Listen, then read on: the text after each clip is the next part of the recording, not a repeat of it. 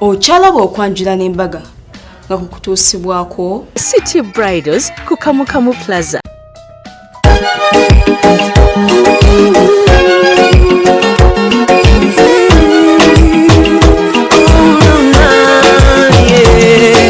Ndaira simba lero bino binjogera bya ku mwoyo toboyo omutima gwange munda kwekukubira nze ne kuntujja omukwano leero njagala otegere nti wampamba wotoli siryasenywa nze sebaka nyabo. Bazadde bannange nsanyusa okubalaba. Amannya gange nze Sumaani Masagazi. Wabula mbuulirira muwala wange mwana munoyo mukwate ng'ekyatika, mwana munoyo mutwale ng'omuntu, era wabanga asobezza mutuule mukkaanye. Amannya gange nze Kasimu Kyeyo ne Ssaalongo. Nsanyuse nnyo abantu mwenna abali wano mwebale kujja. Kakati ŋŋamba ntya? Ŋŋamba omwana omuwala amatu galekeeka. Omwana omuwala owange gwe njagala abaako amatu. Mwana wange njagala obe n'amatu. Y'omulenzi engalo zibe nnungi nazimuwa azirina. Ssebo MC neyansiza nnyo naye omulembe guno abaana aba mmwe njogera ku ggwe okkiriza mugunjule abaana ebiriwo bisiimye.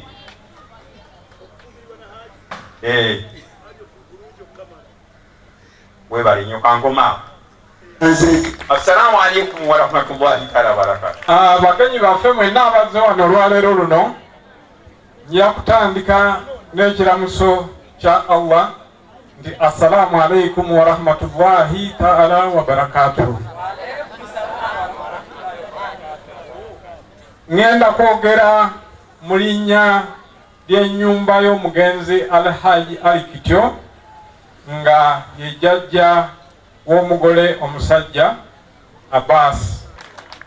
Njagala okutwala omukisa guno nyanirize muwala waffe Fatina nti twebaza Mukama Katonda eyakkiriza eyasobozeseza abazeeyi ne bakutuwa ojje obeere mu mikono gyaffe tukwaniriza tujja kukuuma bulungi.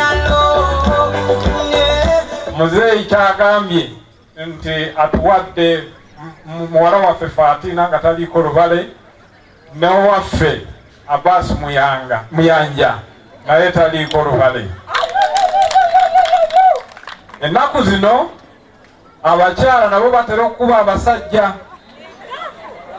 ne babatema embale abamu ne babata, naye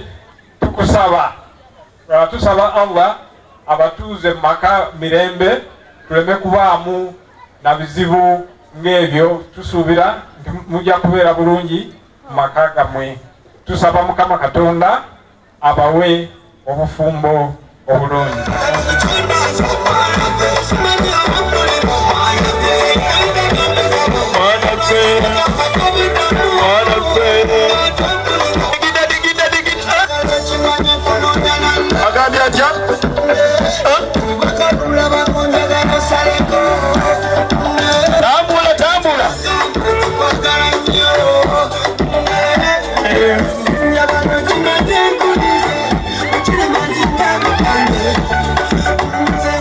Tugenda kubala okuva ku 10 nga bwe tukkirira paka ku 0 musale. Tumaze okusala keke yabwe yabadde white and gold. Ebyo biraga elegance. White, purity, gold, sente. Bwe bati ne basala keke nga entiko ey'embaga. Basala wansi. Ingini abadagera gisala waggulu wadukeyo. Basala wansi. Muzee 10.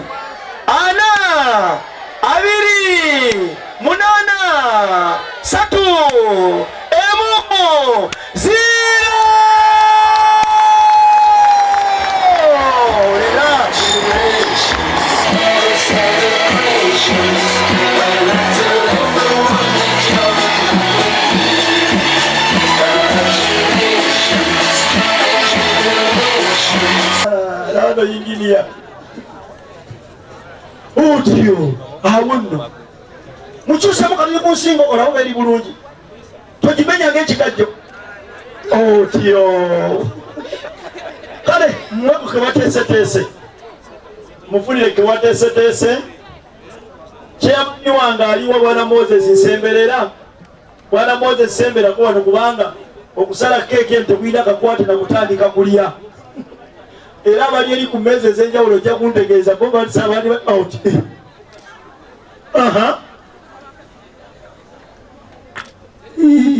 kale ddaffe twalyanga mugoyo nga keeki buli lwe mutabukanga mungo gyeyo kasidi ng'okateeka mugwe ngodda mu ffumbiro ate inginiya simulawo mugumiikiriza kati wozza akulumya engalo njagala omukwano ogwo gwetaga ne gubaawo ebbanga mukuba mungala abagalamyeeyo n'abateekateeka mufunireko okunywa bigambo bya Kulaani kuluwa shirabu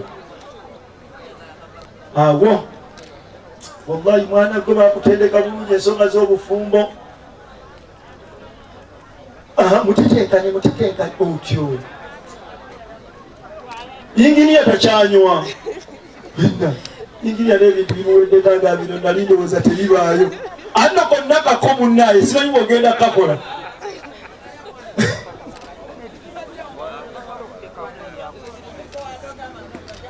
otyo kati mwongereyo omulundi gumu ogwa wikiri ddiini y'obusiraamu eyagala nnyo emirundi gy'ensuusuuba mwongereyo omulundi mwongereyo olunywa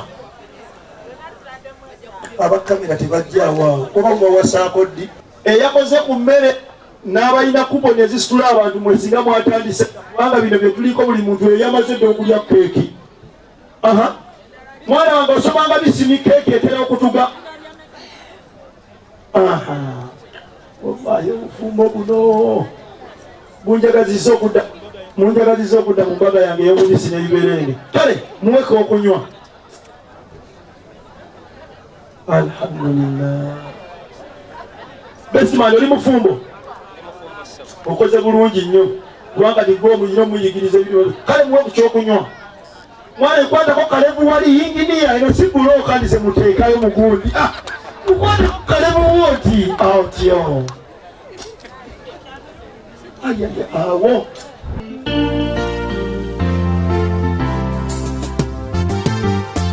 amazima galiti mukwano baitako mulavu kale sibeera mwerufu bwenkugamba toba kale sobede kugwe okwagala ekikola kubali kiri nti mubona benjagadde mukwano oli omwaliro mukwano amazima nga tegulumira omukwano gwagonye gye wadde munda abalala batadde bebyera kasitongambye woli abalala kambeera bire bambi bw'obanga woli manya nange wendi bw'obanga woli woli ebirala kambyera bire bw'obanga woli manya nange wendi bw'obanga woli okebirala kambyera bire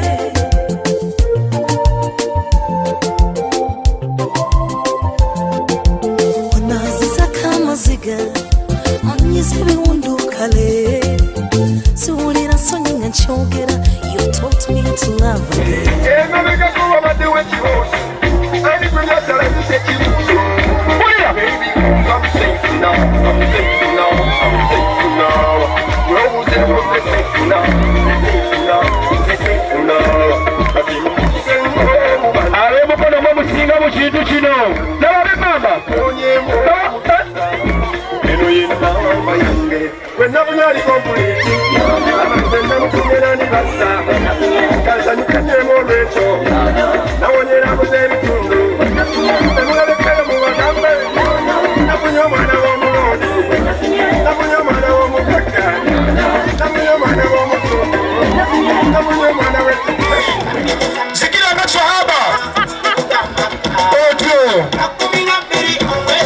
ekikyusa bambi babadde simple mu African wear ate omugole omukyala nayambala ekiteeteeyi kyeyajja mu City Bridals bambi emperekeze ezo nazo zayambadde otuteeteeyo twabadde tuli simple nga twa vivi banyumye bulungi.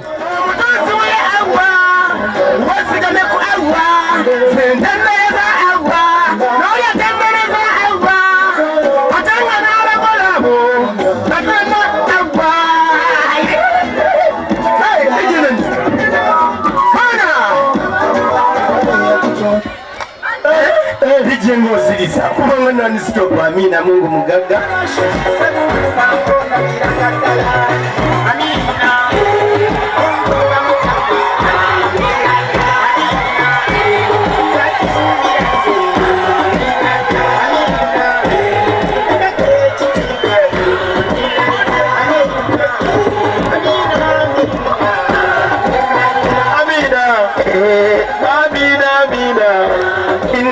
Sahaba sigi dojiri neyo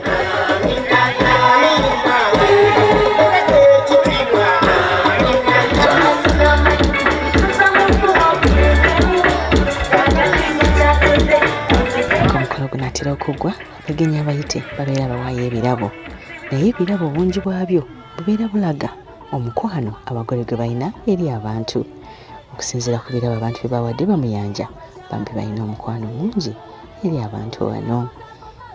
Abbas ne Fatina Muyanja mwebale kwagalana, mwebale nnyo okuleeta mukolo ku Delta TV ate ekisingira ddala obukulu mwebale kuwagira saloni ekyasinze okukola ku bagole Charitas Hair Clinic. Teweerabira nawe atali mugole osobola okujja ne tukusiba enviiri za bulijjo z'obeera oyagadde. Mukama batukoomera.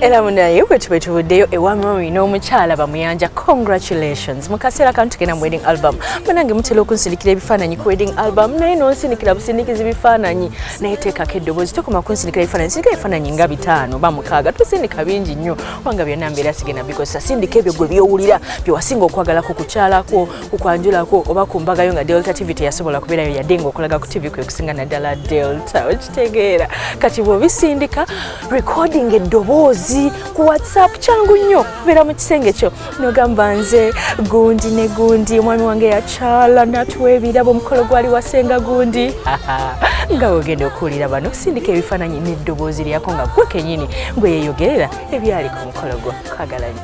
Amanya gange nze Wanyana Cafe Kate nebaza mwami wange Sebaga Robert Godfrey ow'ebujuuko Mityana Road ku kyalo Nansese olw'okujja eri bakadde bange ku kyalo Nkanaga mu bulo Butambala.